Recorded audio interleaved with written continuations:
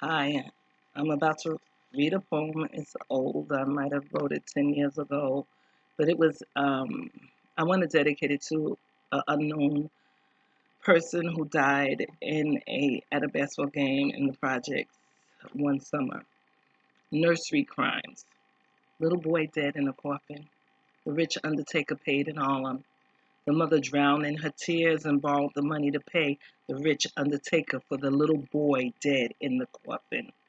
The mother on the Channel 4 news after the shooting at the basketball court.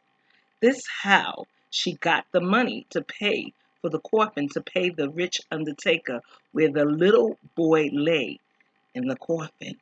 The DJ showed up at the basketball game as the parents drink, talk shit, and watch the game. The children were laughing and pretending to jump higher with their computerized, expensive sneakers, where their mothers who were snapping their fingers to the gangster rap songs about bitches, hoes, and niggers as the games were starting and the DJ was happy and the ghetto was in the moment, a cheap storytelling tale that happens so often.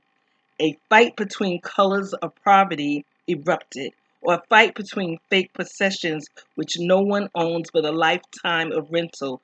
So someone has a gun, of course, in New York City Housing Authority, who has no security, who has no more police to guard their property, which they plan to sell.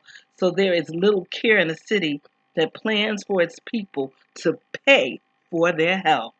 So the young 17-year-old had paid for his hell and put down on his cell, and the bullet was purchased and made in China down the road, and the gun was sold on the corner beside some liquor store. But who prints show up on the gun? Not a soul who manufactured the pain of living in the ghetto. No, not one. Let's not forget that drugs are still sedating us.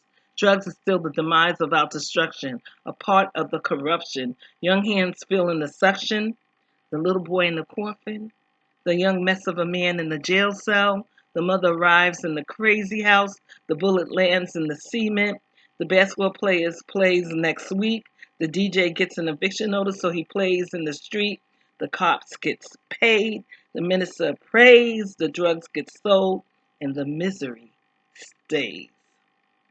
Dying is not a way of life. The simple love of ghetto dreams around the block, ghetto dreams investing in perishables around the clock as the little boy lays in the coffin as the sirens ring on and on and on like hot butter on the